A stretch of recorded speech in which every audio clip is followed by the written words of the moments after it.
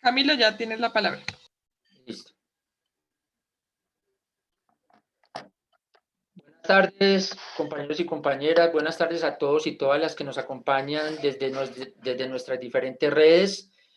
Queremos agradecerle a los compañeros que han aceptado la invitación generosa para acompañarnos en este conversatorio que hemos denominado Apague y vámonos, a manera de interrogación, desafíos y perspectivas del sector eléctrico en Colombia. Con nosotros van a estar hoy o nos acompañan el compañero Óscar Vallejo. Óscar Albeiro Vallejo Giraldo, es el compañero presidente de Centralizagen, miembro de la Junta Directiva de Sintrae, administrador de empresas y con una especialización en gestión para el desarrollo empresarial y también un tecnólogo en electricidad. También nos acompaña el compañero Gonzalo Ramírez, secretario de la Junta Nacional de Sintralecol. Gonzalo es ingeniero eléctrico de la Unión de Repúblicas Socialistas Soviéticas, las antiguas URSS, y máster en Ciencias Técnicas de la RDA. También está con nosotros la compañera Tatiana Roa Avendaño, de Sensat Aguaviva, activista, ambientalista, semillera, candidata a doctora CEDLA de la Universidad de Ámsterdam en Holanda. Bueno, compañeros y compañeras, este evento lo ha programado la Mesa Social Mineroenergética y Ambiental por la Paz. La mesa es una convergencia o un espacio común de alrededor de 120 organizaciones sindicales, organizaciones y plataformas ambientalistas, organizaciones sociales y comunidades que han estado en resistencia al modelo extractivista mineroenergética en Colombia. La mesa surge como una de las principales conclusiones de la Segunda Asamblea Nacional por la Paz, convocada por la USO, y que se realizó en el año 2015. En esta asamblea participaron alrededor de 10.900 organizaciones de todo el país que hicieron un ejercicio de deliberación, de reflexión, de análisis, pero también un ejercicio propositivo sobre los temas mineroenergéticos, los temas de la importancia de los procesos de paz y sobre los procesos y las dinámicas regionales relacionadas con el sector mineroenergético y ambiental. De esta iniciativa del abuso, que contó también con la participación del Ministerio del Trabajo y de la Universidad Nacional, surgieron infinidad de iniciativas y de propuestas de las comunidades, de las organizaciones, de los sindicatos, que finalmente dieron como resultado la necesidad de constituir este espacio común que hemos denominado Mesa Social Mineroenergética Ambiental por la Paz. A raíz de la situación generada por la pandemia, pues ustedes saben, la mesa tenía también dentro de su agenda programado un encuentro nacional, y ese encuentro nacional era prácticamente el proceso o el evento de cierre de una serie de eventos regionales, 6 eventos regionales que se realizaron y 6 eventos o seminarios regionales territoriales también, centrados básicamente en el tema de la transición energética. De tal manera que el evento nacional lo que iba era a precisar un poco ya de manera mucho más concreta cuáles son como las iniciativas que de las comunidades, del sector académico, del sector sindical, de las organizaciones sociales, de las plataformas ambientalistas, consideramos nosotros que deben ser como los ejes centrales de una política pública orientada a iniciar ese proceso de transición energética en nuestro país. Pues desafortunadamente este proceso se vio truncado, como les decía anteriormente, por la declaratoria pues de la cuarentena, por las medidas especiales que se debieron adoptar por parte del gobierno nacional y de los gobiernos locales con relación a enfrentar este tema del COVID-19. Y en ese sentido, entonces, pues nos dimos a la tarea de mirar cómo reorientábamos las dinámicas de la mesa. Una de esas decisiones al interior del equipo operativo de la mesa fue que era necesario entonces, utilizando estas nuevas herramientas virtuales, iniciar un proceso también que tratara de combinar un poco esos procesos pedagógicos, de difusión, de socialización de las diferentes experiencias de las organizaciones que constituyen la mesa en torno a este marco global de los temas palpitantes al interior del sector mineroenergético y ambiental en Colombia. Y dentro de estos, entonces, la programación de este conversatorio. Este es uno de 5 conversatorios que estaremos realizando, inicialmente con temas muy relacionados a temas coyunturales o asuntos coyunturales. Hoy, como les decía, vamos a estar centrados en todo lo que tiene que ver con los desafíos y las perspectivas del sector eléctrico en Colombia. Y en próximos días estaremos realizando un evento relacionado más con el tema de los sindicatos o con el ámbito sindical, centrados también en el tema del carbón y allí muy específicamente en la huelga que desarrollan desde hace ya casi un mes los compañeros de Sintracarbón, y que desde ya aprovechamos para enviarles un saludo a todos los compañeros del sindicato, a las comunidades en La Guajira y en otras partes del país que están realizando este pulso no solamente por sus derechos, por los derechos contemplados en la Convención, sino también y fundamentalmente por todos estos debates o la propuesta que ellos tienen también de descarbonizar la economía de la región Caribe y de avanzar a pasos firmes en temas de la transición energética.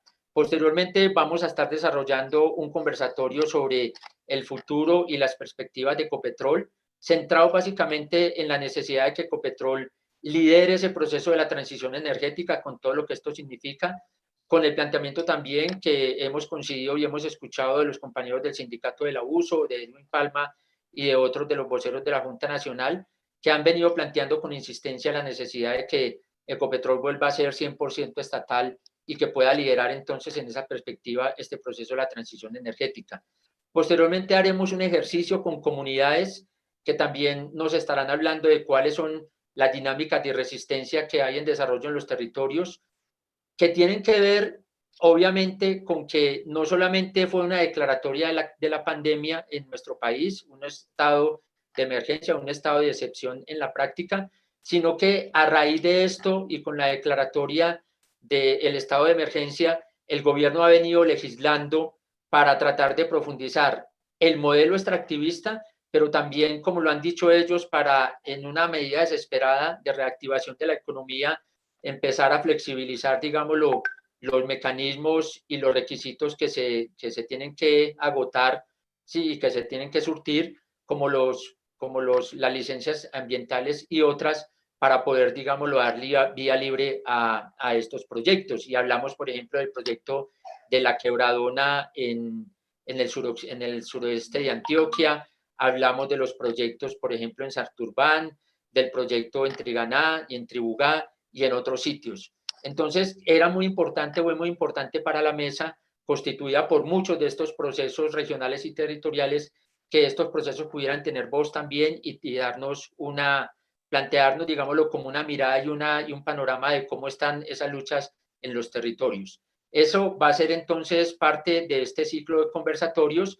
Allí también hay que mencionar que hay otras dinámicas y hay otras iniciativas que están en curso, como las que están realizando los compañeros de Sensat Aguaviva también sobre los diálogos en el Caribe, sobre también el tema de la transición y de los temas mineroenergéticos allí en la región. Y bueno, y otras iniciativas que seguramente Carlos y otros compañeros de Movete o de otras organizaciones posteriormente nos comentarán. Entonces, compañeros, sin más preámbulos, nuevamente agradecerle a Tatiana Roa, agradecerle a Oscar, agradecerle a Gonzalo Ramírez de Sintralecol el hecho de que hayan aceptado la invitación para participar con nosotros en este conversatorio. Ese es el carácter precisamente del evento de hoy, un conversatorio. Pensamos que el tema amerita que no sea solamente un tema de grandes presentaciones o de presentaciones muy rigurosas, que seguramente pues lo harán cada uno de los ponentes y la ponente que nos acompaña, Tatiana, seguramente con muchas cifras, seguramente con un panorama y tal vez también con algunos elementos técnicos muy propios del sector, pero pensábamos que era más importante pues también hacer un conversatorio, hacer un evento mucho más dialogado, en donde a partir de algunas preguntas como detonantes o facilitadoras podamos, digámoslo, orientar a los compañeros y compañeras que ya se han conectado sobre este tema de los desafíos y las perspectivas del sector eléctrico en nuestro país. Una primera pregunta entonces que queremos hacer como para iniciar este diálogo es precisamente cómo consideran ustedes o cómo ven el sector eléctrico en estos momentos en nuestro país a raíz de la declaración del estado de emergencia y de los decretos que se han venido emitiendo para facilitar que el sector mineroenergético se reactive, en palabras de los empresarios y del señor presidente, y todo lo que eso puede significar en términos de pulsos con los derechos de los trabajadores y las trabajadoras, con todo lo que esto puede significar en términos de flexibilizar estos requisitos medioambientales y otros. No sé si quiere empezar Gonzalo o si quiere empezar Oscar.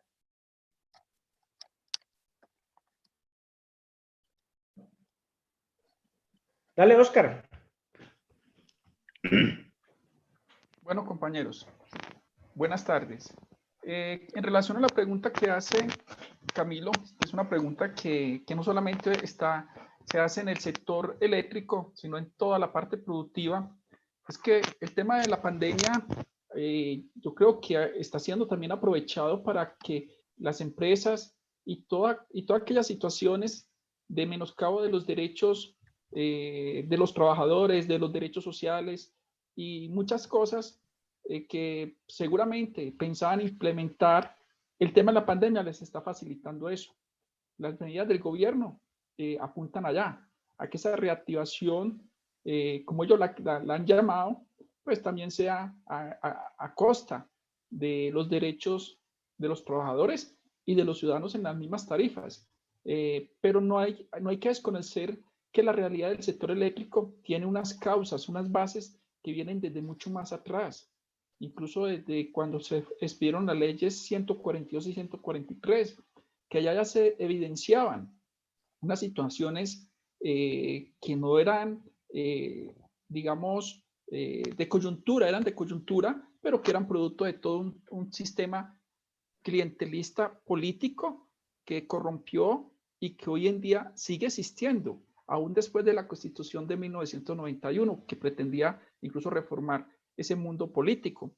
Yo creo que los temas de corrupción, los temas, como les decía, de clientelismo político, siguen con toda una historia de un clientelismo de vieja edad que viene desde el Frente Nacional, otro clientelismo que surgió a través de las mismas mafias y el paramilitarismo, y hoy en día un clientelismo de grandes empresas multinacionales y nacionales, grupos poderosos económicos que están incidiendo en estas decisiones que les favorecen a ellos.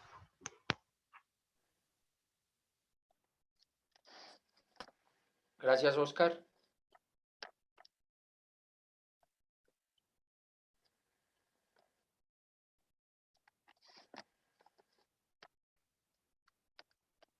Gonzalo, ¿quieres seguir tú o Tatiana? Pues si quieres continúo.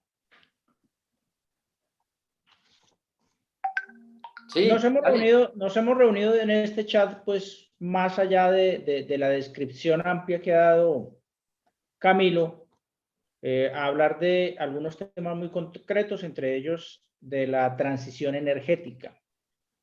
Y el tema básico es la energía eléctrica. Para nosotros la transición energética va más allá del cambio estructural a largo plazo de los sistemas energéticos o las fuentes de energía, pues que usamos para el desarrollo social. Más que las fuentes renovables no convencionales o limpias, que es como la discusión básica para nosotros, el almacenamiento de energía, los sistemas fotovoltaicos no distribuidos, la medición inteligente en redes, la movilidad eléctrica, la transformación digital y la tecnología de redes es muy importante. Pero como para ponernos en contexto, a mí me gustaría mencionar, digamos, algunas cosas. La primera, pues yo a quien represento, trabajadores de gas, pero fundamentalmente de la energía eléctrica, de la generación, la transmisión, la distribución y la comercialización de energía eléctrica, afiliados a esta organización, pero dentro de una paradoja como sector en estas discusiones que nos hemos dado en esta mesa. Y es que de un lado nosotros trabajamos por satisfacer las necesidades del consumo necesario en términos de energía, y de otro lado pertenecemos a uno de los sectores productivos que más afecta, ¿sí?, el medio ambiente o el ambiente. En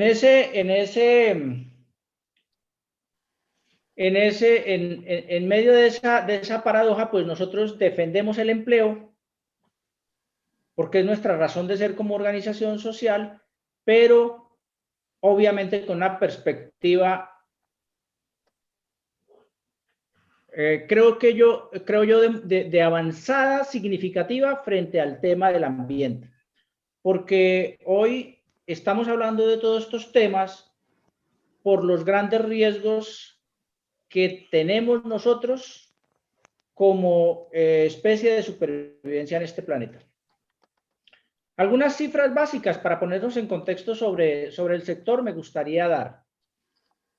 El consumo per cápita de energía eléctrica en Colombia es de 1.160 kilovatios hora año.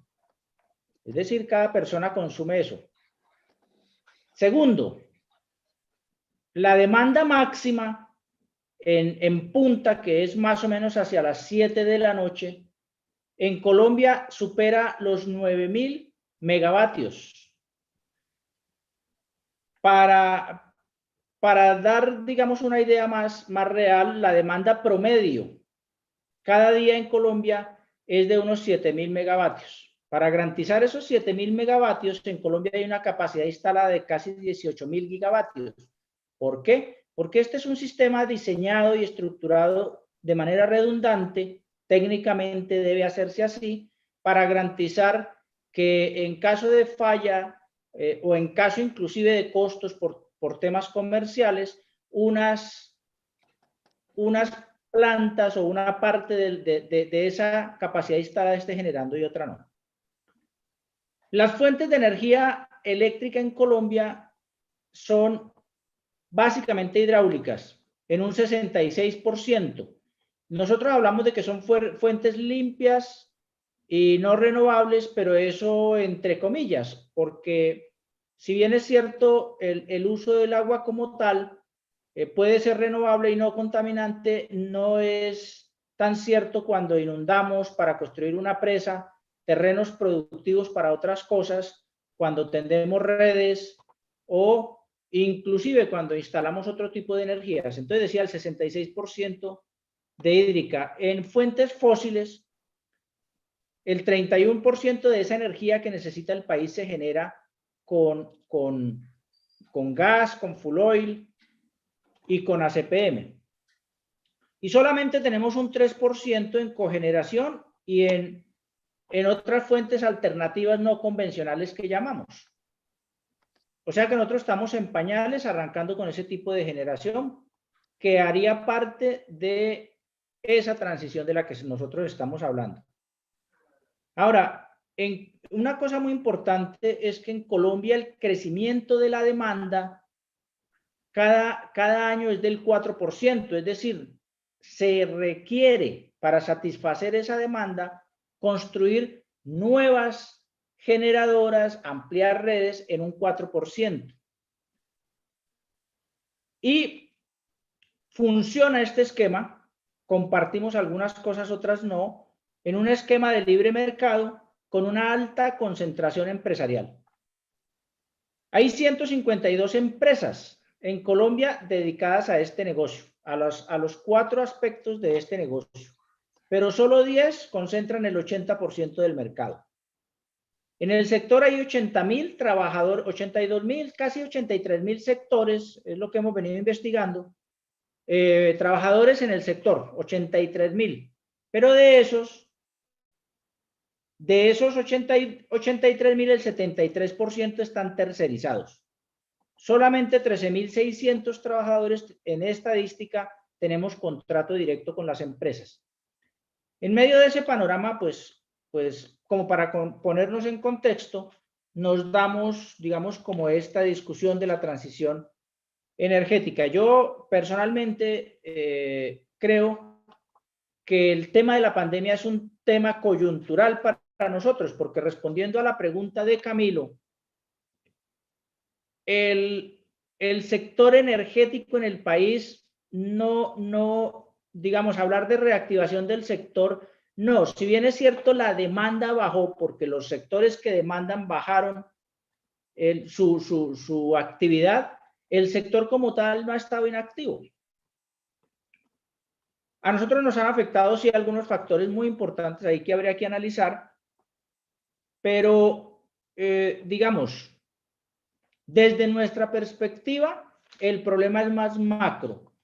Tenemos, digamos, como una visión general en el sector, y no solamente desde la perspectiva sindical, sino desde la perspectiva empresarial, que en el 2080 se reviertan la generación de energía con estas fuentes de que hoy disponemos y tengamos el 70% de energías renovables con fuentes no convencionales o limpias, que como repito, en nuestro criterio no existen energías limpias. Inclusive las que defendemos como limpias, su producción, su interferencia en el espacio y otra serie de cosas, pues tienen una incidencia alta. Yo creo que más adelante vamos mirando otros temas, como qué problemas se han derivado de ahí, que me parece importante, cuáles son los desafíos que tenemos. Frente a eso, ¿qué hemos venido planteando para nuestro sector? Y de ahí que podemos deducir como aspectos generales para la definición de políticas públicas en el desarrollo de lo que sería la transición energética. Eso es como para ponernos en contexto. Gracias, Gonzalo. Bueno, ¿sigo? Sí, Camilo. Tatiana, por favor. Bueno, buenas tardes a todos y a todas. Un gusto estar compartiendo con la Mesa Social Minero-Energética, con Sintralecol, Sintraisa, los sindicatos del sector eléctrico. Y bueno, yo quisiera empezar contándoles que nosotros justamente el sábado hicimos el lanzamiento de un mapa virtual donde está una exhibición de procesos que desarrollan energías renovables. Ese es un esfuerzo que estamos haciendo por visibilizar los aportes que hacen las organizaciones comunitarias en términos de la construcción de propuestas de transición energética. Es interesante esa exhibición virtual que convocamos muy recientemente y que en menos de un mes logró que participaran más de alrededor de 35 experiencias comunitarias que desarrollan procesos de transición energética en diferentes ámbitos, pues muestra, digamos, todos los esfuerzos que las comunidades hacen, muchas veces sin recursos, muchas veces sin apoyos institucionales, sin apoyos del Estado, y pudimos ver, digamos, como una serie de experiencias desde la generación de energía eléctrica a través de celdas fotovoltaicas, pero también, digamos, ejercicios de utilización de la biomasa, de desarrollos que la gente ha venido desarrollando, por ejemplo, de la utilización del sol de manera directa con deshidratadores solares. Es decir, hay un acumulado muy importante de las organizaciones comunitarias en este tipo, digamos, en un sector que siempre se ha creído como de los técnicos y de los expertos, y vemos cómo cada vez hay, digamos, ejercicios más interesantes. Incluso la experiencia que ganó es una experiencia en Guatemala, digamos, que fue mejor valorada porque no era un concurso, sino una exhibición. Esta experiencia, digamos, de organizaciones que a un nivel muy pequeño logran, digamos, desarrollos como, por ejemplo, la generación de energía a través del agua. Son procesos que en contravía, digamos, de los que promueven las empresas, buscan, digamos, por una parte, resolver realmente condiciones, necesidades energéticas de la gente directamente, pero también mejorar, digamos, condiciones económicas que hoy no se lo permite el sistema energético nacional y el sistema eléctrico en particular, y también, digamos, que en el que se adquieren grandes capacidades. Por ejemplo, me llamó la atención la experiencia de una mujer guayú que ella misma construye celdas solares, se formó en la India y ella misma desarrolla, digamos, experiencias solares en la Alta Guajira para suplir, digamos, de energía eléctrica a comunidades que están en el sistema no interconectado.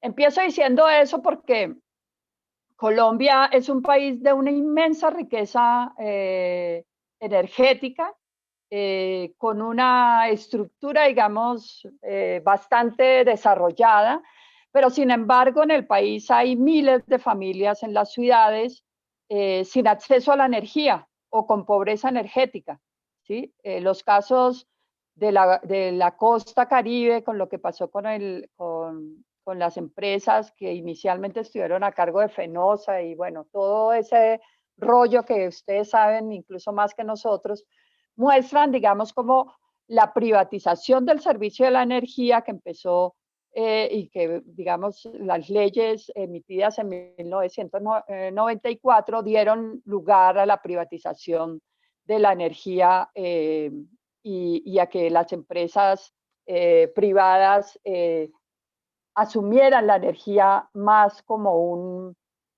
una mercancía que como un derecho de la gente, como un bien común. Y hemos visto, digamos, en la costa Caribe problemas tan graves como las electrocuciones de la gente, la pérdida de equipos por esa pobreza energética, justamente porque es una energía de muy mala calidad. Y sin embargo, unos costos enormes. O sea, Colombia es uno de los países de la región que tiene los costos más altos de la energía eléctrica, ¿sí? Son asuntos que deberían ser centrales en las discusiones de los trabajadores, ¿sí?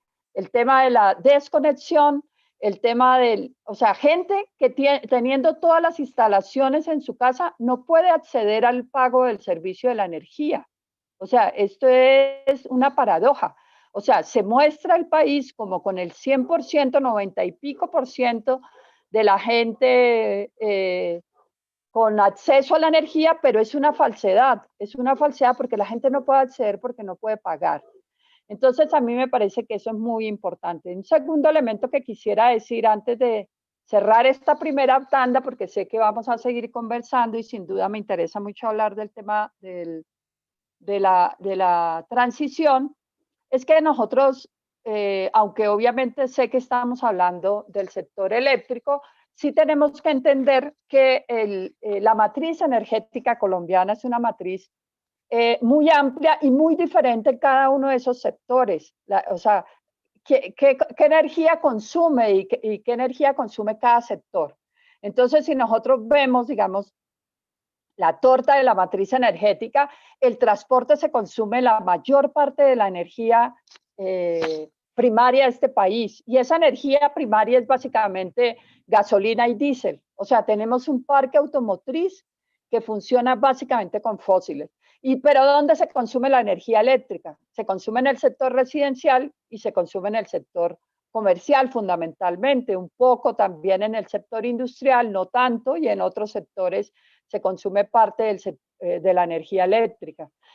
O sea, no es una matriz limpia, como nos la muestra siempre el gobierno nacional, que tenemos una matriz limpia. Tenemos una matriz completamente fósil, aparte porque la eléctrica, que es de hidroeléctrica, es de mega represas, que no es limpia desde nuestra perspectiva. Entonces, pero un dato importante, digamos, en todo esto, el sector residencial que consume el 20% de la energía primaria del país, el 40% de esa energía es leña, es decir, es biomasa. Y esto es súper importante, ¿sí? Porque los procesos, digamos, que desarrollan organizaciones campesinas, por ejemplo, que han venido mejorando las condiciones del uso de la biomasa, de la leña o de los residuos, es súper clave, porque el 40% de la energía residencial sigue siendo biomasa, ¿sí? Entonces, dato, digamos, también clave para pensar procesos, por ejemplo, de energización rural. O sea, ¿cómo se piensa esa energización rural? ¿Sigue siendo pensada en términos de acceso a energía eléctrica o la gente en las zonas rurales, porque esta biomasa fundamentalmente se consume en el campo, pero también en las ciudades?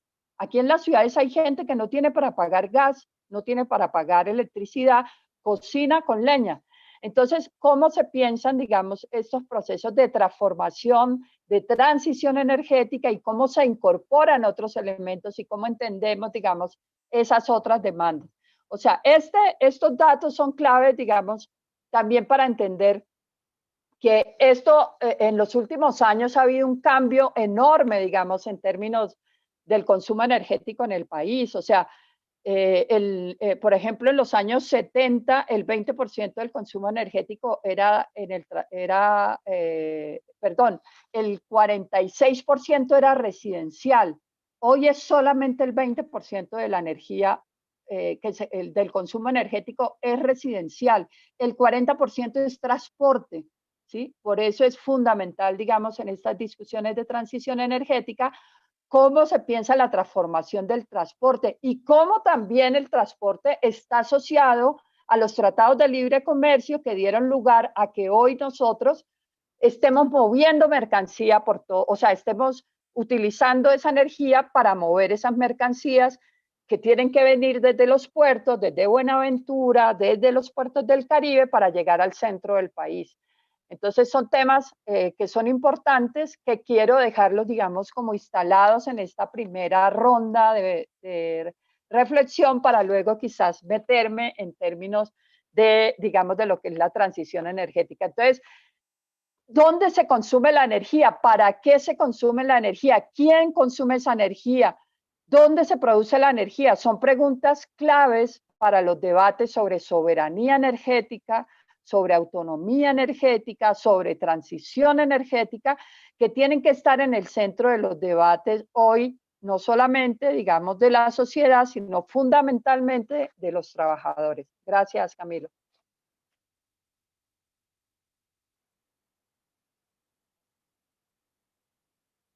Micrófono.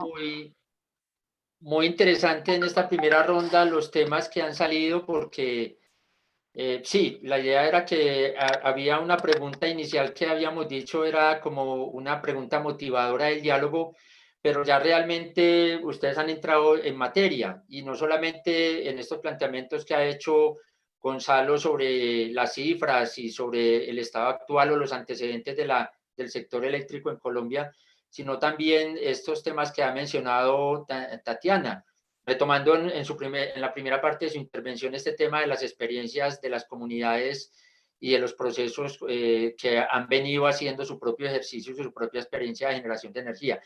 Pero también Oscar decía algo que es muy importante y es que la pandemia o este estado de emergencia generado por el COVID-19, que a todas luces ha sido evidente, ha sido utilizado por este gobierno para legislar en favor, digámoslo, de estas grandes empresas y con ese pretexto precisamente que hay que reactivar el sector y por lo tanto entonces hay que flexibilizar los requisitos para otorgar las licencias y demás. Es un problema digamos, son problemas que se ponen en evidencia por el momento, digámoslo, de la decepción, pero que son problemas estructurales, como decía Oscar, y tiene que ver con el problema de la violencia y el paramilitarismo y el conflicto y la corrupción y demás. Pero yo quiero invitarles a que conversemos sobre esta parte final que mencionaba Tatiana.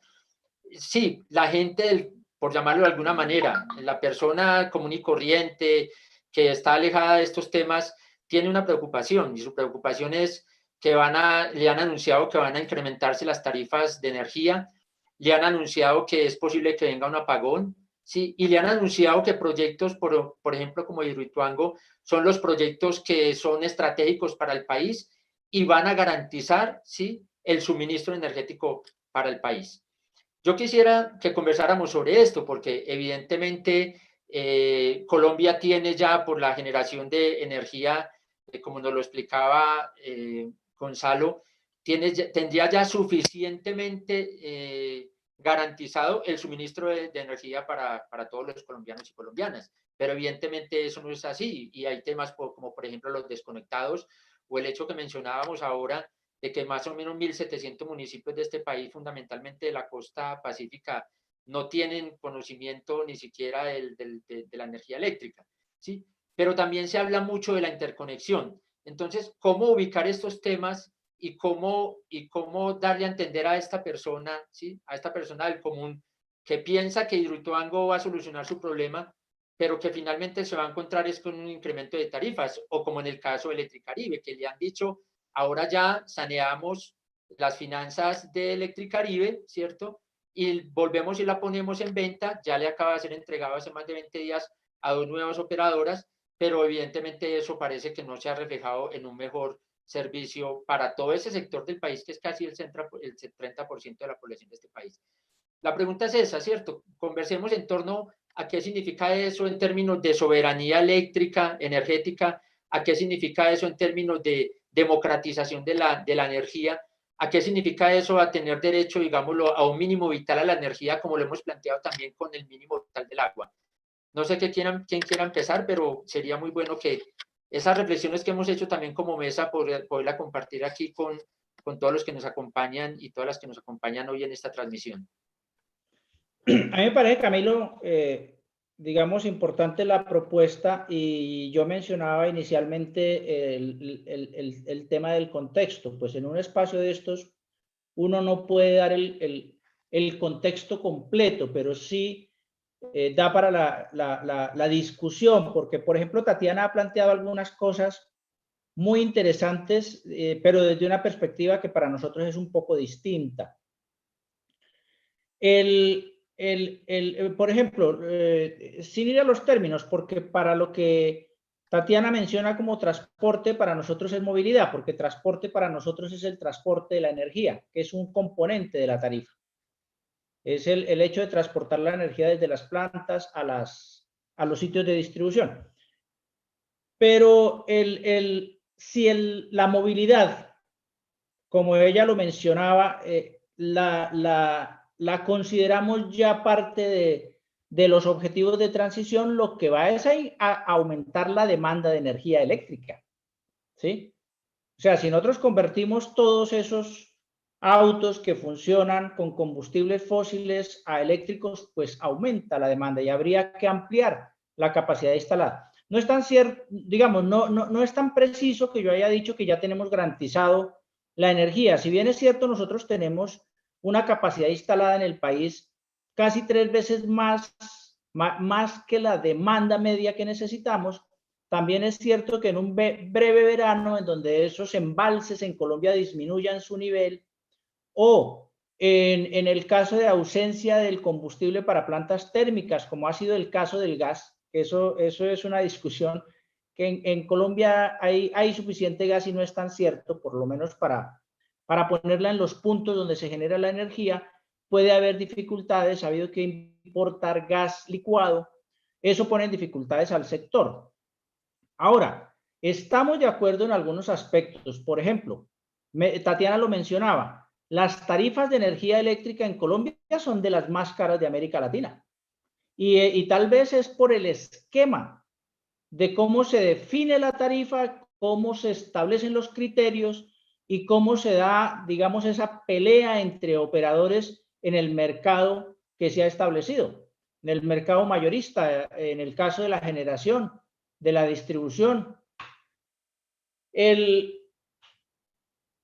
Entonces esos aspectos son muy importantes. Lo otro es que, pues, con todo el respeto de lo que ha dicho Tatiana, la mayor cantidad de energía que se genera en el país no tiene como esos objetivos. Por ejemplo, yo no creo, y desde la perspectiva técnica creo que comparten conmigo, que no es para nada eficiente cocinar con energía eléctrica. Entonces, el gas es mucho más eficiente y habrá otras formas, pero hoy la gente no cocina con energía eléctrica. La energía eléctrica en el sector residencial y comercial está más destinada a la iluminación, a la refrigeración y a este tipo de procesos, la recreación, y la mayor cantidad de energía que se produce en el país va destinada es a la industria. La gran demanda está en los procesos productivos. Entonces, digamos, como ese marco de pronto nos pone a discutir, porque es lo interesante. Otro aspecto que menciona Tatiana que me parece muy importante y que yo creo que Oscar también lo irá a desarrollar es que la energía se ha vuelto un sistema muy complejo, no solamente por estos temas técnicos que planteamos nosotros, sino porque tiene, digamos, unos efectos muy importantes en la vida de la gente desde lo social. Así como hemos planteado, porque lo hemos planteado en la MESMEA, que el agua debería de ser un derecho humano, la energía debería de tener una perspectiva más o menos parecida, y por eso tal vez que Camilo menciona que debería de haber un derecho, digamos, a tener un mínimo vital en términos de energía, porque hace parte de las necesidades de la gente. Y no todo el mundo tiene acceso a eso. Lo de la desconexión es cierto, pero no es el problema más grave. Tal vez el problema más grave es la falta de desarrollo de interconexión en algunas áreas de los territorios nacionales. El 8% del territorio nacional no tiene cobertura, por ejemplo, y un tanto porque es muy costoso. Y eso también está asociado a otro tema que planteaba Tatiana, que tiene que ver con cómo se aprovechan fuentes de energía para suplir lo que tenemos, como en el caso de las fotovoltaicas o esto que ya mencionaba de La Guajira. Pero hay que considerar un aspecto para terminar. Lo que estoy diciendo es que no siempre eso resulta tan viable, porque a la hora de implementarlo puede ser que cierre en términos financieros, pero a la hora de sostenerlo en el tiempo, el mantenimiento y todo eso no es tan fácil. Por eso yo estoy planteando aquí la perspectiva de nuestro sindicato y lo que se ha planteado como plan de acción para enfrentar todo este tema, pero mi criterio personal, en este caso personal, es que, por ejemplo, lo que planteaba Gustavo Petro en cuanto a resolver en la costa con paneles solares directamente instalados en las casas era un tanto difícil de implementar, porque es mucho más eficiente un sistema de energía distribuida en donde haya un gran parque de generación que lleve hasta las casas y no que cada quien tenga el panel en su casa. Lo que pasa es que el sistema, como está diseñado, hace que se vuelva un negocio para satisfacer intereses de los empresarios, porque es un negocio muy rentable y no las necesidades reales de la gente. Bueno, yo quiero de pronto a lo que decía Gonzalo, agregar lo siguiente. Digo que aquí la pregunta es muy importante, porque es la preocupación de los ciudadanos. Y Tatiana lo dijo en su intervención ahora. El sistema tuvo un cambio significativo. Pasamos de ser usuarios a ser clientes. Y en esa perspectiva es que somos mirados. La Constitución del 91 abrió esa posibilidad de que los particulares prestaran ese servicio. Y las leyes 142 y 143 hicieron todo ese marco para que eso sucediera. Los privados no hicieron las grandes inversiones en el sector eléctrico. Lo que hicieron fue venir a comprar lo que había a precio de huevo. Hubo una feria del patrimonio público. Se regalaron. Hubo empresas que prácticamente se entregaron a las multinacionales y al capital privado. En ese voraz, digamos, de apoderarse del sector. Hoy en día, con la venta de Isagen, que era la única empresa de generación que tenía, con la cual el Estado podía, de alguna manera, incidir en el mercado, quedó mayoritariamente en manos de privados. Y con eso se comprometió incluso la expansión del sistema, porque quien venía construyendo las centrales y los proyectos de generación, pues era una empresa como Isagen. Y en ese sentido, una de las cosas que preocupan al ciudadano es que, y Gonzalo ya lo mencionó, es que aunque aparentemente hay una mayor capacidad de generación frente a una demanda. La realidad es que la demanda no está cubierta y no está cubierta por múltiples factores. Uno, porque no ha habido un desarrollo de interconexión. Y es que a quién le interesa, porque esto se volvió un negocio, se volvió un mercado, interconectar zonas, digamos, a distancias de donde está la concentración de los mercados energéticos, porque nos volvimos un mercado. Entonces, el privado no lo va a hacer, no le es negocio para ellos, y el Estado ha abandonado esa responsabilidad que tiene ahí. Pero no hay que ir muy lejos para evidenciar que hay muchas personas que no tienen el acceso a la energía. Es que, como lo decían ustedes, en las ciudades, caso Medellín, por ejemplo, hay un montón de hogares que aparentemente están desconectados. Están conectados, aparentemente digo yo, porque tienen un contador con una tarjeta, no tienen con qué comprar la tarjeta, no tienen con qué recargar. Ellos siguen siendo desconectados. Entonces, en ese sentido, lo que aquí se ha ido estructurando es un negocio igual que ocurre con la salud, igual que ocurre con la educación, que ocurre con muchas cosas. El Estado está abandonando su responsabilidad. Y en ese negocio, pues lógico que se tiene que garantizar unas rentabilidades. Y las pocas empresas públicas que quedan, las pusieron a girar en ese marco mercantilista, EPM.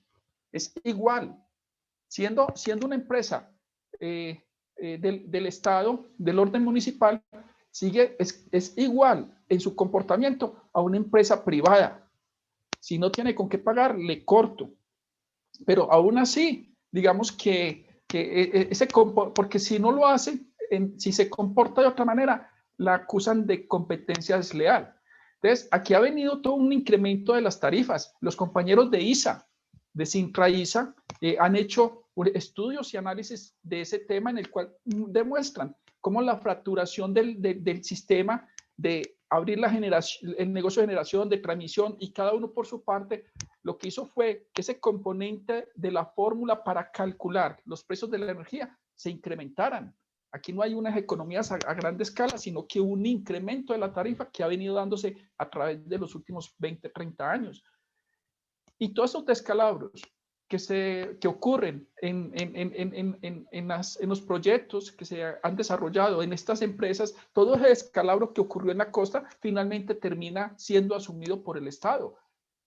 Las multinacionales que llegaron supuestamente a resolver el problema en la costa, cuando desaparecieron las 8 plantas generadoras que habían allá y el sistema de interconexión regional para volverse en Electricaribe,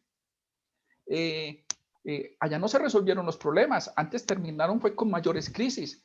¿Y cómo se le va a exigir a una comunidad que pague cuando el servicio ni siquiera se lo están prestando bien?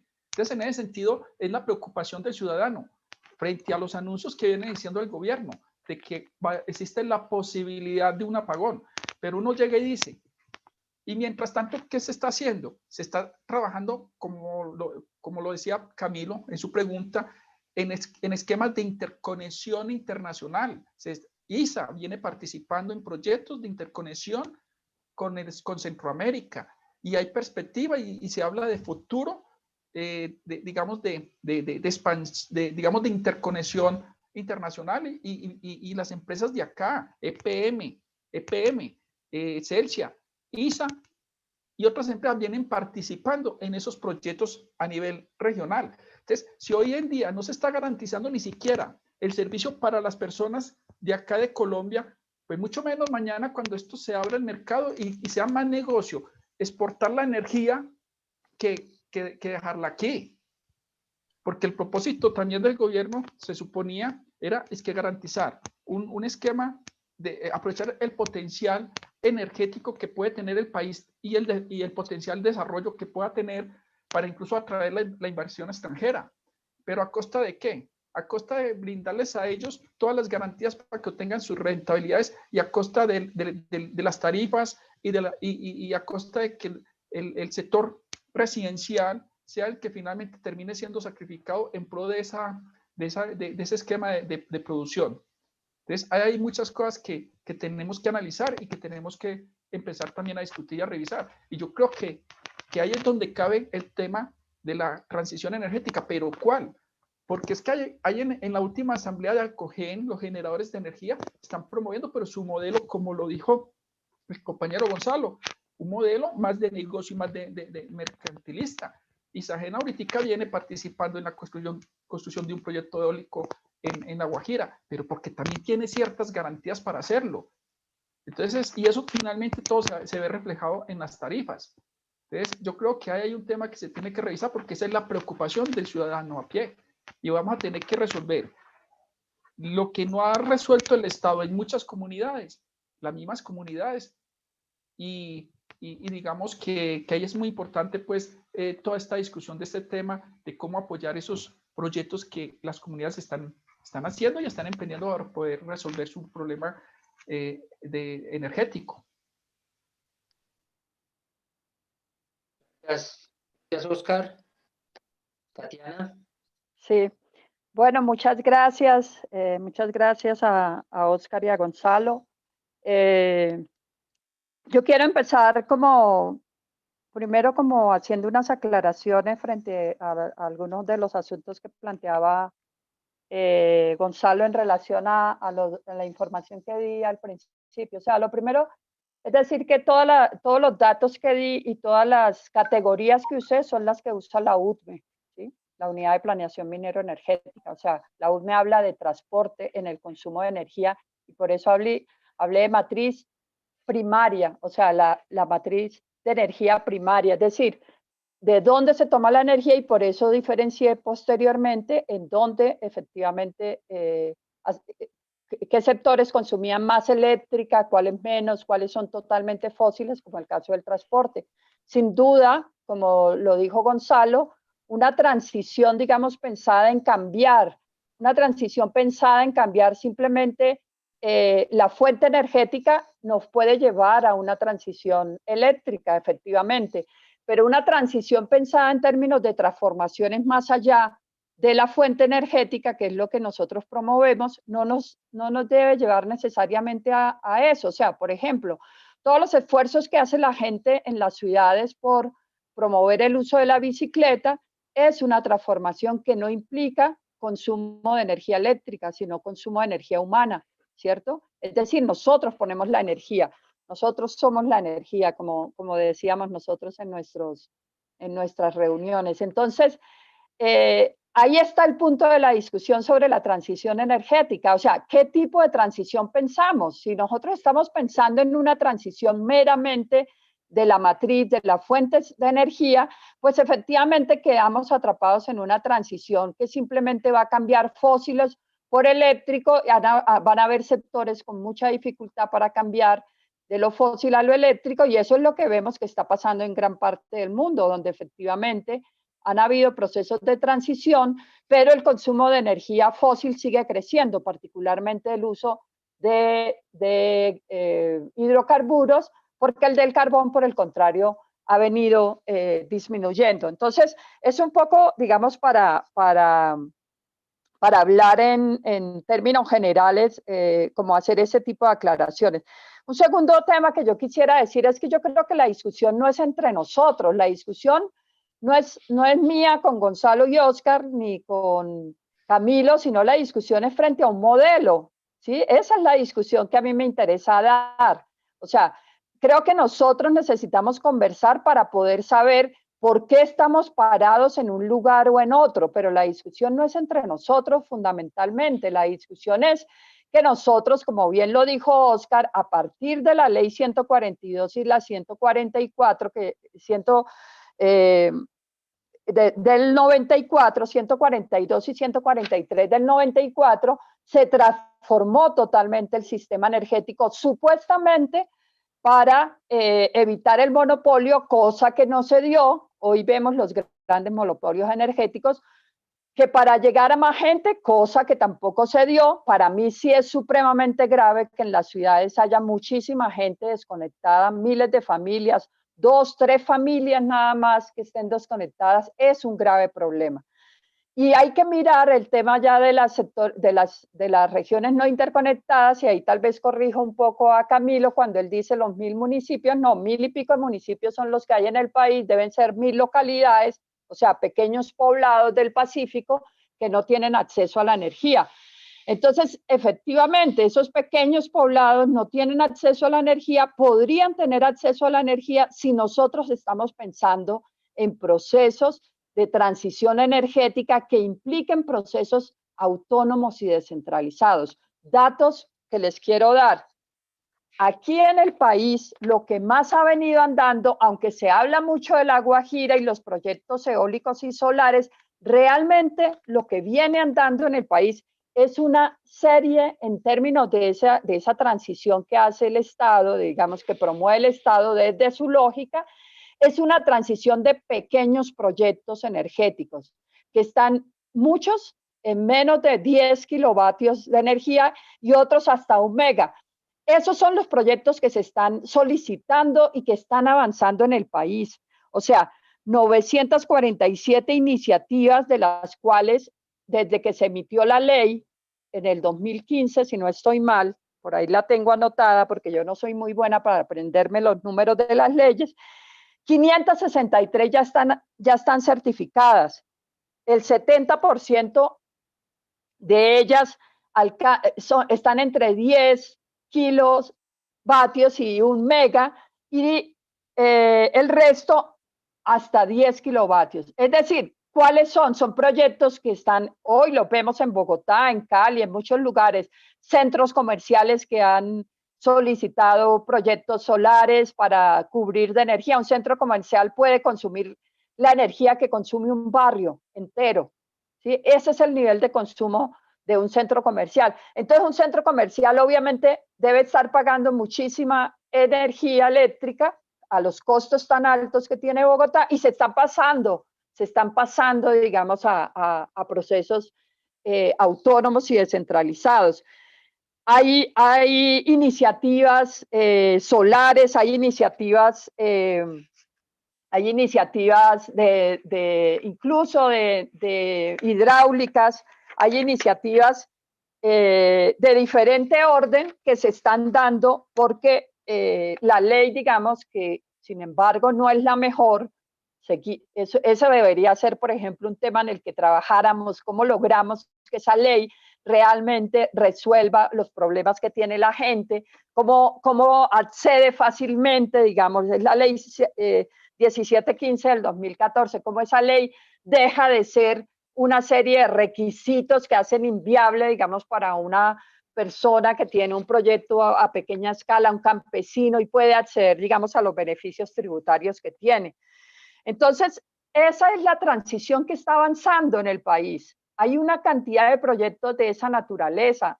Sin duda hay muchísimos. Está el trabajo que hizo Indepaz, Joana Barney, con Camilo González, que mapearon, digamos, todos los proyectos solares y eólicos que hay para La Guajira. Las metas, digamos, las metas que se está planteando el gobierno nacional son enormes, digamos, también en términos de transición.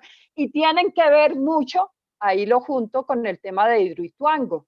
Efectivamente, Hidroituango es un hueco que le deja en la planeación que había hecho, en esto que Gonzalo explicó claramente, de cómo, digamos, no es que cuando se dice la energía instalada no quiere decir que esa esté toda disponible, ¿sí? Porque si una hidroeléctrica está al 50% de la capacidad, no tiene esa energía disponible. La tiene cuando esté al máximo, y ni siquiera al máximo la pueden tener. O sea, esa es una cifra hipotética, o sea, no es real realmente, o sea, no existe realmente, y menos todo el tiempo. Entonces, ese hueco, sin duda, digamos, en esa planeación que hizo el gobierno nacional, o la UDME más bien, el Estado, la UDME,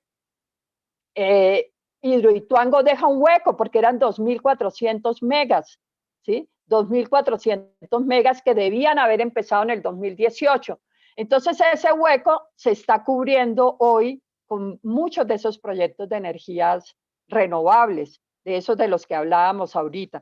Entonces, me parece que eso también es bien importante, digamos, que lo tengamos en el radar, porque así, digamos, como les contaba de estas experiencias pequeñas, medianas, chirriquiticas, de diferente orden, que están desarrollando las comunidades, también aquí en las ciudades, personas, cooperativas, empresas, centros comerciales están desarrollando, digamos, este tipo de proyectos. O sea, esa es una tendencia real, concreta, eso va a pasar con una serie de consecuencias, sin duda, o sea, porque van a haber incrementos, digamos, de procesos de minería, por ejemplo, para abastecer la elaboración de paneles solares, etcétera, pero esa es otra discusión que también es necesaria dar, pero está sucediendo, o sea, ese tipo de proyectos está avanzando, además de toda la gama de proyectos que están planteados para La Guajira.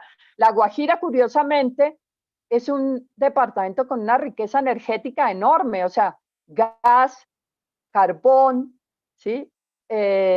Ahora todas las energías alternativas, y sin embargo sabemos todas las dificultades que tiene.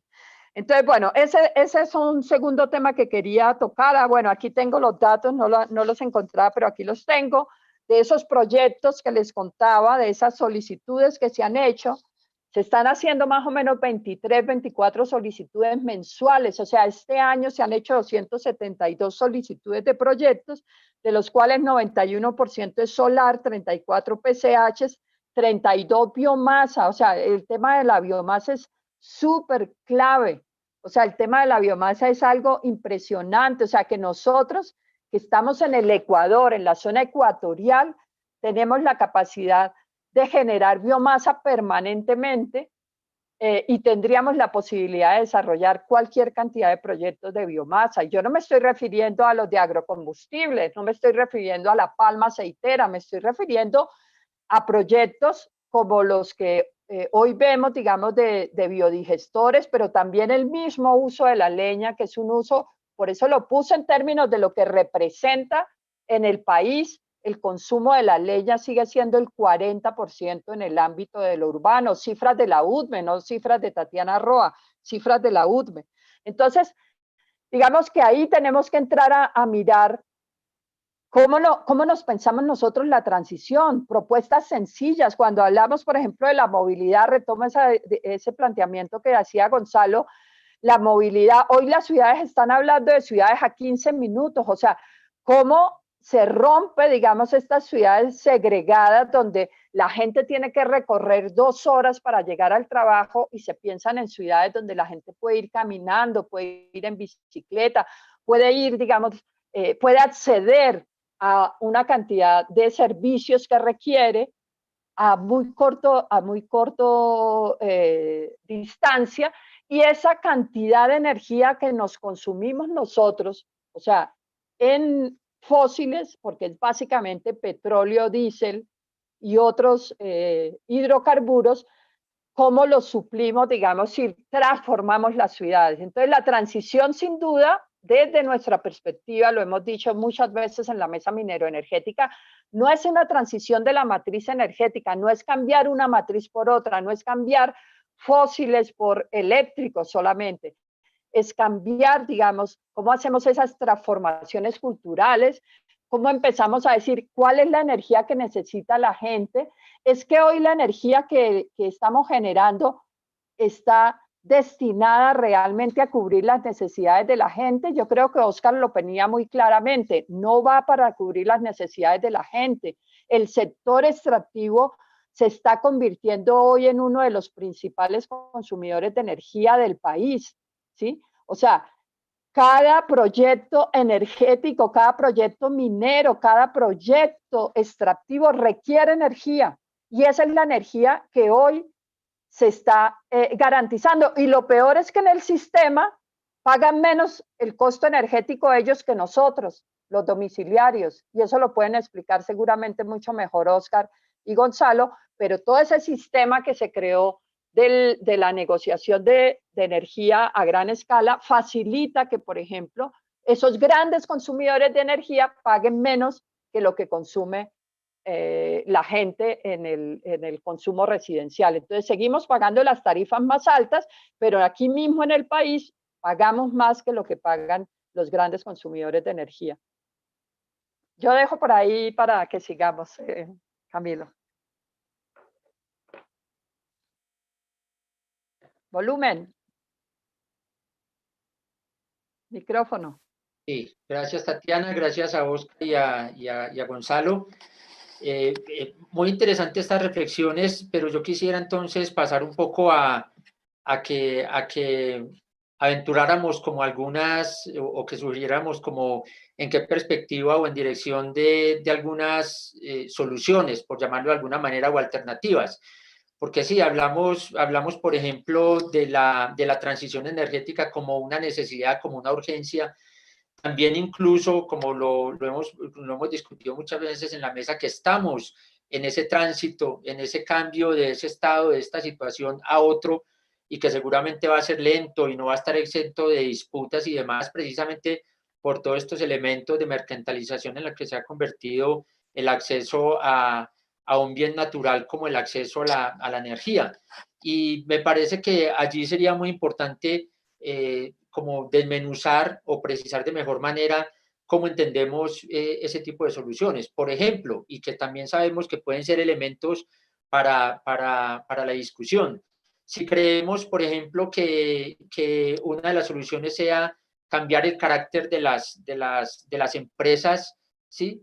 Y me explico, si venimos de un sistema antes de la ley 142 y 143, que era más público, ¿cierto? Más controlado por el Estado, y ahora lo que se ha abierto es a una competencia, ¿cierto? Abierta de las grandes empresas, porque se ha mercantilizado la energía, pero también se ha mercantilizado el agua y otra serie de bienes naturales. Si estaríamos hablando que parte de la solución, por ejemplo, tiene que ver con esto, con volver a que el Estado sea el que regule, o si no es el Estado, o si son, por ejemplo, como en estas experiencias de las experiencias comunitarias de transición energética, de uso de experiencias de uso de energías alternativas, como las que nos ha mencionado Tatiana, si serían, digámoslo, ese control o ese uso por parte de las comunidades, o si serían empresas mixtas, o si más allá de cuál sea el dueño o el propietario, por llamarlo de alguna manera, si de lo que se trata son de legislaciones más fuertes, más sólidas.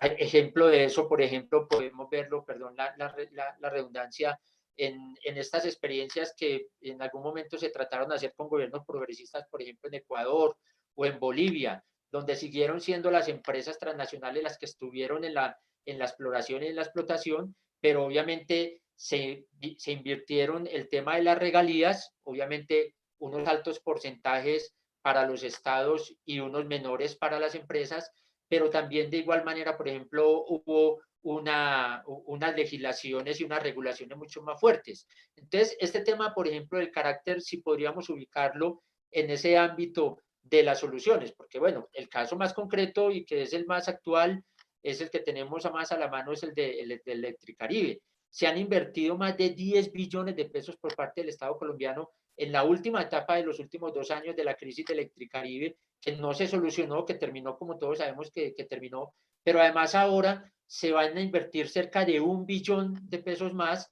para garantizarle a los nuevos operadores, que son privados, que puedan empezar, digámoslo, a operar.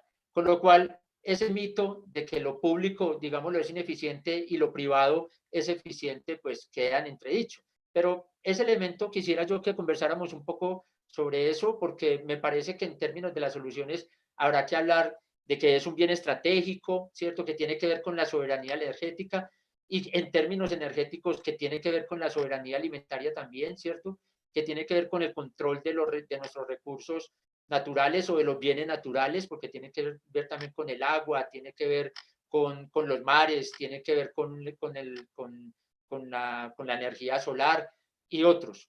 Me parece que es importante que miremos desde ahí cómo Gonzalo, cómo el sindicato de Sintralecol está haciendo una reflexión frente a esto, o cómo Sintra y Sagen, que nos comente Oscar, han abordado un poco este tema, y obviamente Tatiana, que yo lo ha mencionado en parte de sus intervenciones, como ve también Censad y las organizaciones ambientalistas este tema. ¿Quién quiere comenzar? Pues, a ver, yo creo que pues varias cosas. La primera es que, de acuerdo con Tatiana, el propósito de todos estos escenarios, y más allá de estos escenarios de la lucha que nos une en todo esto, no es, digamos, para generar controversias antagónicas entre nosotros, ni más faltaba, entre otras, porque para mí en estos grupos Tatiana se ha convertido como en la conciencia de la nación, cosa que a nosotros nos ayuda mucho, a los técnicos. En el hacer, en esto de la transición energética, y aunque me siento un poco inducido en la respuesta por lo mencionado por Camilo, voy a decir lo que nosotros, digamos, discutimos y proyectamos. Pensar, digamos, en una transición energética requiere de un cambio en las estructuras globales, un cambio en los procesos de producción, un cambio en la organización empresarial y un cambio en las relaciones de trabajo. Todo eso va a implicar, y si no, no se va a dar nada de lo que hemos mencionado aquí, desde la perspectiva que tenemos Tatiana, Oscar y yo. Seguramente como nosotros, particularmente Oscar y yo, hacemos parte del sector sindical, vemos más el tema del trabajo. Entonces nosotros vemos que con todo esto se va a generar tal vez menos plazas de trabajo, si uno pudiera llamarlo así, pero más calificadas, más especialización. Se va a generar un trabajo mucho menos operativo, más tecnológico, pero también se va a requerir en el decir de las empresas más compromiso, pero menos vinculación. Para nosotros todos esos son problemas que tocan el mundo del trabajo y el futuro del trabajo. A propósito de Electricaribe, hace unas 2 semanas escribí un artículo, se lo compartí a Camilo, creo, sobre cómo se juega con la esperanza de la gente, el proceso en la costa atlántica para el reemplazo de Naturgy o gas natural, que era antes, por el consorcio de la costa y por EPM con las empresas que van a prestar el servicio allí, se ha hecho sobre la base de 2 criterios, o se ha vendido sobre la base de que va a mejorar el servicio y que van a bajar las tarifas. Y yo lo que he escrito en ese artículo es que ni lo uno ni lo otro. Controvirtiendo un poco o precisando un poco las cifras de Camilo, el Estado allí no ha invertido nada, pero nada. O sea, el Estado lo que le ha dado son un poco de recursos y se los ha facilitado a los empresarios para que tomen posesión, como decía Oscar, a precio de nada de unos sectores muy productivos. Pero inversión, para nosotros inversión es comprar cables, montar subestaciones, construir plantas, y de eso no se ha hecho nada. De hecho, en Electricaribe se requiere una inversión cercana a los 10 billones de pesos en los próximos 7 años, con el objeto de que mejore la calidad del servicio, porque con lo que hay allí, como está esa red tan deteriorada, todo el equipo tan obsoleto en cosas que no me voy a poner a explicar, no va a permitir mejorar el tema de calidad. Y seguramente, tanto este consorcio de Enel Pereira como EPM van a hacer las inversiones, pero ellos las van a tener que recuperar. Y eso se refería muy claramente a Oscar.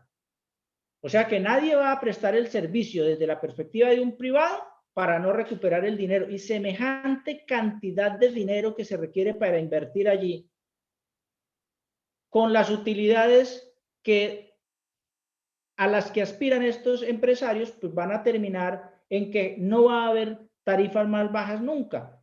Si a eso le adicionamos algo muy importante que mencionaba Oscar, y es que cuando se divide la prestación del servicio en generación, que se cobra la generación, donde hay un esquema de rapiña que lleva a que 1 kilovatio hora que cuesta generarlo más o menos 10 centavos de dólar, por cómo funciona el mercado de energía, termine valiendo muchísimo más, pero a eso le sumamos la transmisión, la distribución, la comercialización y otros perendengues que se le ponen en la tarifa, que vienen ahí en el recibo descritos, terminamos pagando cerca de $2 al cliente final, como decía Oscar, en el recibo, en la tarifa. Eso es inconcebible, o sea que toca cambiar, como respondiendo un tanto a la pregunta, el esquema de cómo se organiza todo este tema de comercialización para lograr que la tarifa realmente sea la que debe ser y que sea accesible para toda la gente. Ese sería un elemento. El segundo, retomando lo que dije inicialmente, es hay que reestructurar esto de una manera diferente, que no sea un negocio. Que no sea un negocio, y si no terminamos como en la salud, llega con el corazón por fuera, pero igual si no tiene con qué, pues se va a quedar con el corazón por fuera, así la urgencia sea vital, porque es un negocio, esto es un negocio. Y si bien es cierto, hay una parte importante de los territorios nacionales que no está interconectada, y hay una serie de empresitas que están en cabeza del Estado. Aquí el sistema es privado. Y lo decía Oscar, el gran capital, o sea, la participación accionaria que hay en EPM, por ejemplo, es fundamentalmente pública, pero estas empresas funcionan como empresas privadas, totalmente privadas para intereses privados, entre otras. Y esa es toda la discusión que hay en Medellín. Entonces, hay que como pensar en eso. Yo creo, Camilo, que a su pregunta usted sí tiene la razón. Yo no sé, no hemos podido en las discusiones que nos damos salir de los esquemas y de los estereotipos que a veces nos damos en los sindicatos y que no aceptamos, digamos, la innovación, los cambios, porque como que atentan contra nosotros y entonces nos fijamos de criterios como que tiene que ser prestado la energía como un servicio público exclusivamente, pero yo no veo otra manera de que eso cambie.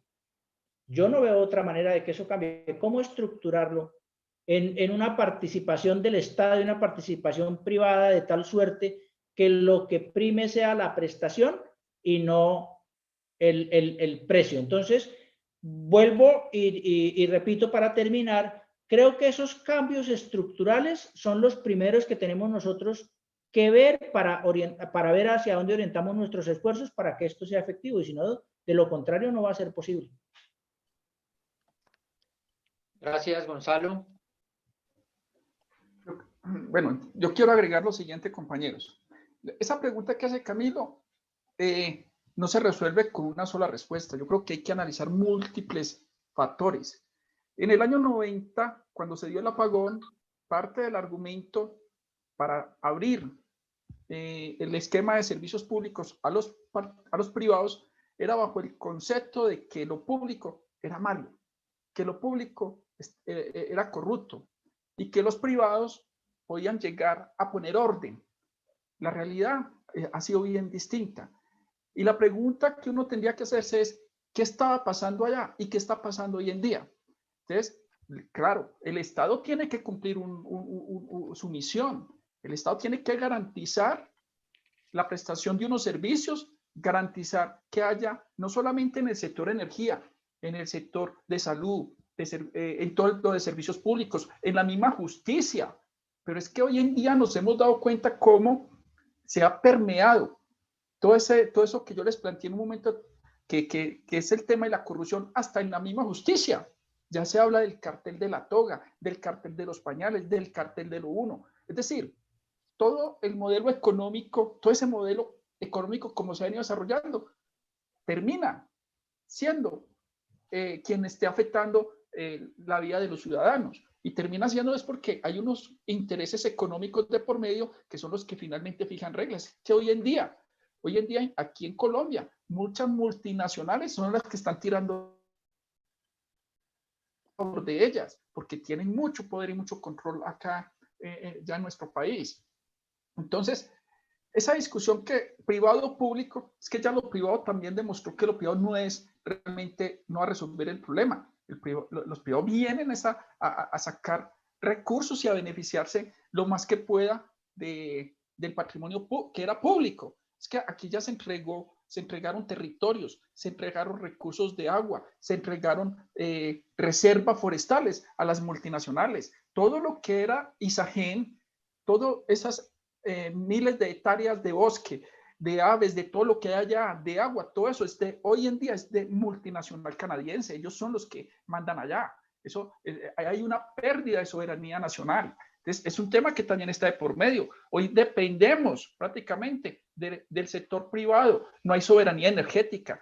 Entonces, en ese sentido, hay que revisar muchas cosas, hay que mirar qué está pasando en el Estado. Pero es que el Estado de por sí no es malo, es quienes están allá, unas castas, unas familias que están allá asentadas, que a través de una maquinaria política, un clientelismo, vienen perpetuándose en ese poder. Son los que a través de mantener gabelas, de dar garantías, de entregarle las empresas públicas a sus fortines, las han vuelto fortines políticos. Y esos son los que han llevado a que esas empresas hoy en día tengan ese atraso. Y que finalmente los usuarios somos los que estamos sufriendo eso. Entonces, hay que transformar también el Estado, hay que revisar qué está pasando desde ese escenario. Y hay que buscar que todas esas empresas que hoy en día se entregaron a las multinacionales, al sector privado, estén bajo el control del Estado, que es el que tiene que garantizar la prestación del servicio, pero de un Estado que tendremos también que cambiar ahí, porque hay un tema que sería muy interesante abrir esa discusión, y es qué papel ha jugado el clientelismo político, que finalmente deriva en corrupción y en muchas cosas, que es lo que hoy en día está al servicio de los intereses de poderosos grupos económicos. Entonces, en ese sentido, nosotros lo decíamos en su momento, Isagen, que demostraba ser una empresa, digamos, transparente, bien manejada, no era conveniente entregarla a una multinacional, era el Estado, lo poquito que le quedaba, entregarlo y digamos que perdiendo así parte de la soberanía energética que podía tener, incidir en la regulación del mercado. Porque es que se dice, no, la superintendencia, el Estado va a mantener ese control de regulación, la regulación como tal, pero resulta que es que al regulador también lo capturan, y lo capturan estos grupos económicos. ¿Cómo? También con gabelas, con todo ese clientelismo que se maneja ahí. Es que no nos olvidemos que aquí grandes grupos económicos como el de Sarmiento Angulo son los dueños de las pensiones, financian campañas y en contraprestación reciben toda una legislación que les favorece sus intereses. Entonces, en ese sentido, nosotros partimos de que las empresas de servicios públicos deberían ser empresas bajo la órbita del Estado, pero de un Estado que también tenemos que revisar, porque allí hay incrustada una clase política, una casta de familias que pasan de generación en generación chupándose lo que es del pueblo, y eso hay que revisarlo también. Gracias, Oscar. Tatiana. ¿Sí me oyen? Ah, sí. Bueno, mira, este debate me hizo acordar y me salió un momentico a buscarlos. Nosotros escribimos en el 2012 este trabajo, Apagón, los mitos de la liberalización de la energía eléctrica. Es un texto que escribimos con el Transnational Institute sobre... era un momento muy interesante porque había acabado de quebrar la Enro. Tal vez ustedes se acuerdan de esa época. Y había crisis en muchos países donde se había avanzado en la privatización. Pues uno era Estados Unidos, obviamente, pero también Indonesia, la India, Nueva Zelanda, bueno, obviamente Estados Unidos. En varios países se había avanzado, o sea, ese modelo que se implementó aquí en el 94, pues fue un modelo que se implementó en muchos países del mundo, y nosotros escribimos este texto que se llamaba donde derrumbamos cada uno de esos mitos, ¿no? Entonces estaba el mito de que iba a mejorar la eficiencia energética, que la energía iba a ser más barata, que iba a ser más favorable al ambiente, que los gobiernos iban a poder escoger, ¿sí? Que la energía iba a fortalecer la democracia, la desregulación. Bueno, todo eso está aquí en ese texto, y escribimos luego en el 2004 un texto que lo escribió la compañera Marta, en este participé yo y en este participó Marta Rincón, que era sobre todo el proceso de Unión Fenosa. En esa época se hablaba más de Fenosa, que ya estaba Electricosa y Electricaribe allá, y todo lo que pasó.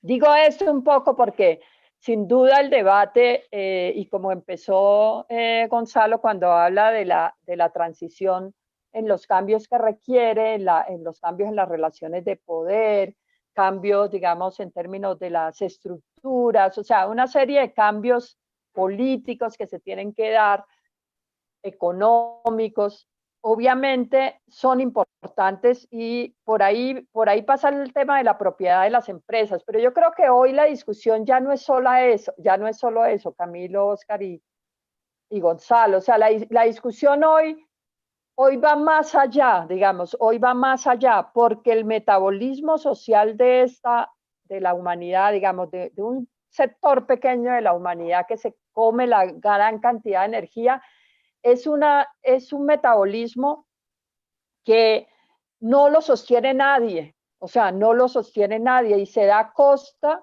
de la vida de mucha gente, de la vida de la gente que vive en territorios que son arrasados para que se implementen esos proyectos, de una sociedad que se ha vuelto energívora, o sea, nosotros mismos consumimos hoy un nivel de energía enorme y que nos implica unas grandes transformaciones. Es decir, hoy no se resuelve el tema simplemente porque deje de ser privado el sector, ¿sí? O todos los subsectores del sector energético.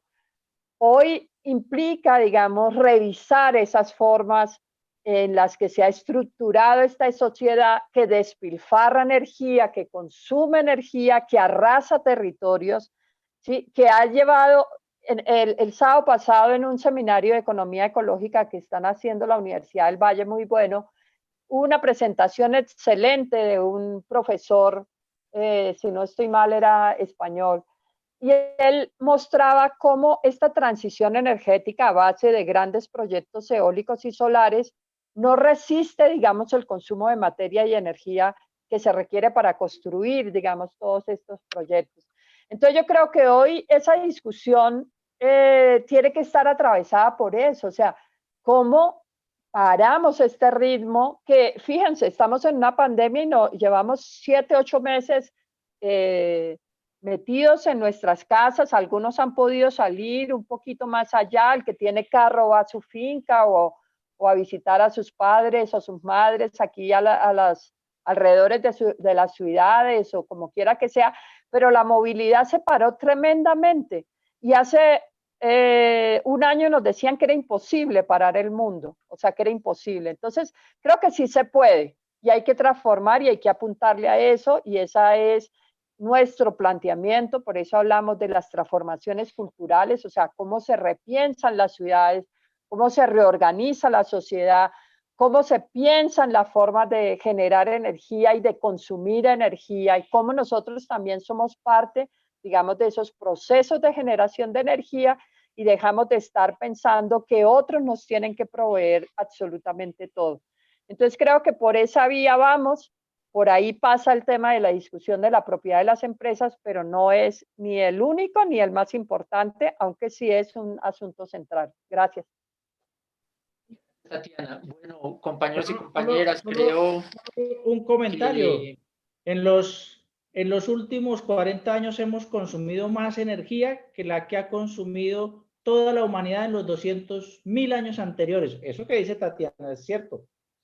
Exactamente. Pero queda uno pensando cómo lo resuelve. Cambiando estas sociedades. Ese es un reto enorme, Gonzalo.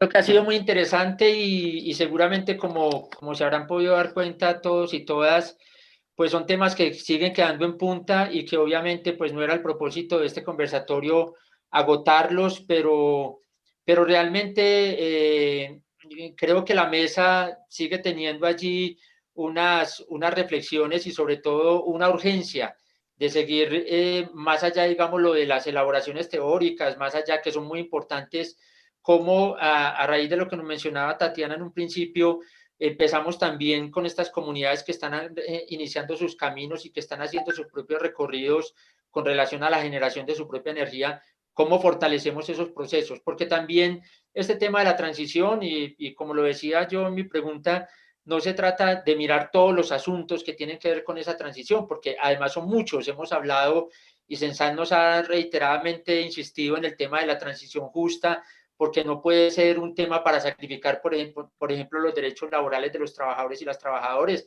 como también decía Gonzalo, tiene que ser una transformación cultural, porque si no cambiamos el chip del consumismo, de habernos convertido en energívoros y en derrochadores de energía, ¿cómo hacemos para que haya un cambio también en las costumbres y en los usos para hacer buen uso de la energía, ¿no? Y de las fuentes energéticas?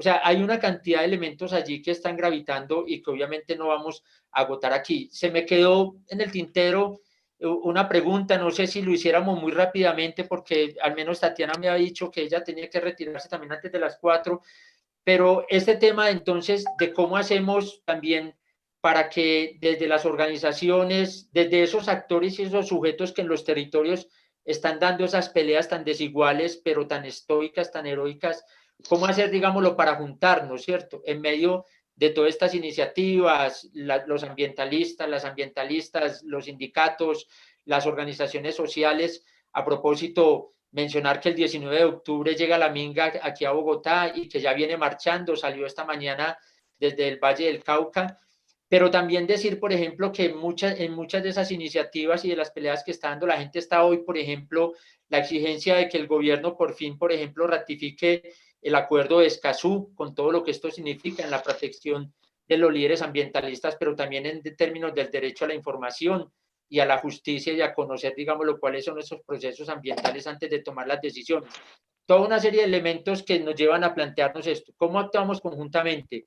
Fortaleciendo esas resistencias en los territorios, fortaleciendo las peleas que también dan los sindicatos por sus derechos, insisto, en el caso de Sintracarbón, y fortaleciendo también estos espacios que como la mesa y como como el Movimiento Nacional Ambiental y otros y otras vienen apuntando en esa misma dirección. Entonces, le sugeriría muy brevemente, ¿sí? Para bueno, que sobre yo voy a empezar porque me voy a retirar después. Pero creo que tú acabas de nombrar las coaliciones en las que estamos. O sea, digamos que Colombia es un país muy, muy rico en experiencias. O sea, poder estar hablando hoy los sindicatos del sector eléctrico o los sindicatos del sector petrolero, del carbonero, con los ambientalistas, con otras organizaciones sociales, es casi que paradigmático en el continente y yo diría que en el mundo. O sea, nosotros tenemos esa fortaleza y es una fortaleza que tenemos que trabajar más, porque esto no se encuentra en todas partes. O sea, no se encuentra en todas partes. A nosotros siempre nos preguntan cómo han hecho ustedes para que la USO diga no al fracking. ¿Sí? Y claro, la USO tiene una historia, eso no es un problema de que lo logramos unas personas o unas organizaciones, es su historia, es esa historia de lucha que ha tenido, como la han tenido otros sindicatos del sector, como la ha tenido Sintracarbón, como la han tenido los sindicatos del sector eléctrico. Entonces, creo que ahí vamos, o sea, estamos juntándonos, estamos trabajando. Por ejemplo, la lucha contra el fracking ha logrado una articulación muy amplia también de académicos, de actores, de activistas, de gente de los derechos humanos. O sea, yo creo que hay que seguirnos juntando por esa vía y ir conversando entre nosotros, o sea, movimiento ambientalista, movimiento nacional ambiental, que tú lo nombraste ahorita, o sea, todas esas articulaciones tenemos que seguirnos juntando y seguir atrayendo a otros y aprovecho para agradecerles la invitación y bueno, que sigamos caminando juntos. En un ratico me voy saliendo de aquí Gracias, Tatiana. Del Meet. Gracias. No, gracias a ustedes. No, pues muy breve para ustedes y igual agradeciéndoles la invitación y la coparticipación ahí a Oscar, a Tatiana y a los demás participantes, a quienes nos ven y nos escuchan. Yo creo que ustedes tienen razón en lo que plantean, se resume, como lo dice Tatiana, el tema. Sin embargo, yo creo que no siendo tan absolutos y siendo un poquito autocríticos, creo que en las organizaciones debemos trabajar un poquito por resolver una crisis organizacional que yo sí veo y que vemos en algunas organizaciones. Nosotros en las organizaciones de nuestras somos muy buenos para identificar las diferencias, inclusive hasta personales, y fijar, digamos, hay parámetros de comportamiento frente a todo eso y hasta para establecer la política con esos criterios. Pero en cambio, tenemos una ausencia de claridad para identificar las coincidencias respecto a intereses comunes y sobre eso trazar políticas.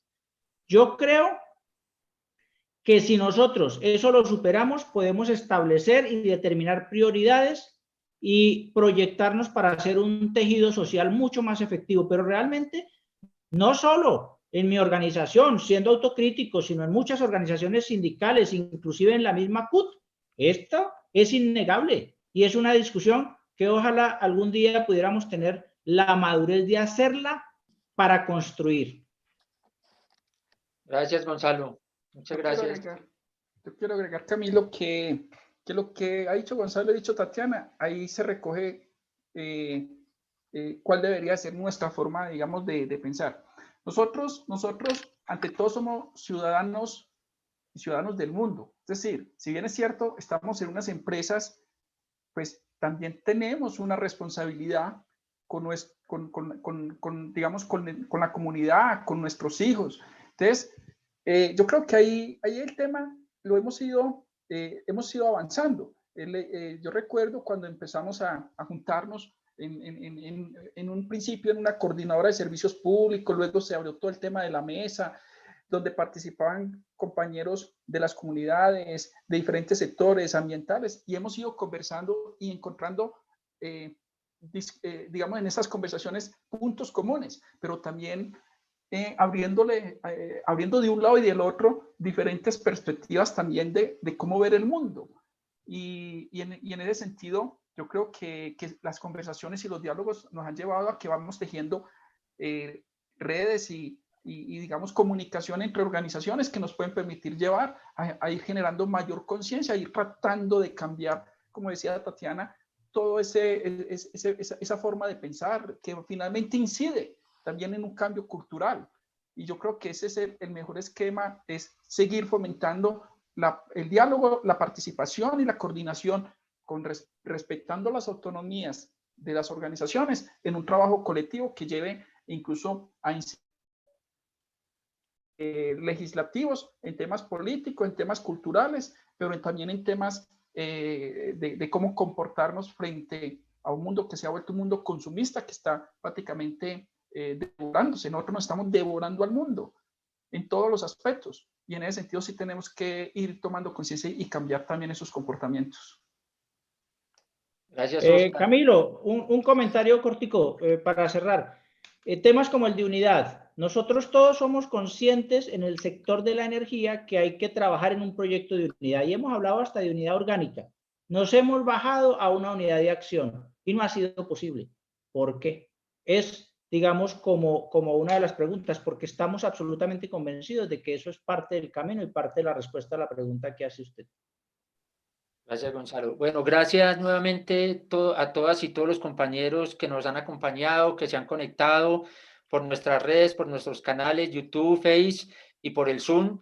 Agradecerle muy fraternalmente al compañero Gonzalo Ramírez, a los compañeros de Sintralecol, al compañero Óscar Vallejo y a los compañeros de Sintraisagen, Sintrae, Sintraisa, a la compañera Tatiana Roa de Sensat y a las plataformas ambientalistas, al Movimiento Nacional Ambientalista, a la plataforma de lucha Colombia Libre de Fracking, etcétera, etcétera. Y solamente voy a terminar con unos punticos de agenda que nos parece que es muy importante. Mañana a partir de las 5 de la tarde continúan los diálogos Caribe, trayectorias extractivistas y transiciones, que es un proceso, unos conversatorios que viene realizando también Sensat. Y nos han anunciado los compañeros de Sintraens desde Medellín que van a realizar el segundo foro eléctrico específicamente sobre el tema nuevamente de Hidroituango. Va a ser a finales de mayo, todavía no tenemos la fecha, pero estar pendientes. Y les mencionaba en un principio la agenda de los eventos nuestros, que también lo haremos llegar con anticipación. Estaríamos próximamente haciendo el foro sobre el futuro y las perspectivas de Ecopetrol en clave de transición energética. Estaríamos mirando también el tema del carbón y el tema de la huelga de Sintracarbón, los compañeros y compañeras de Sintracarbón. Posteriormente estaríamos mirando las experiencias de comunidades y de organizaciones sociales en estas dinámicas de resistencia en los territorios Y bueno, estaremos entonces conectados para seguir compartiendo agendas y compartiendo este caminar que, como lo aprendimos con Tatiana también y con otros compañeros, más que una organización, es una agenda común en la cual nos identificamos todos y todas en esta pelea de largo aliento hacia la transición energética. Nuevamente, compañeros y compañeras, muchas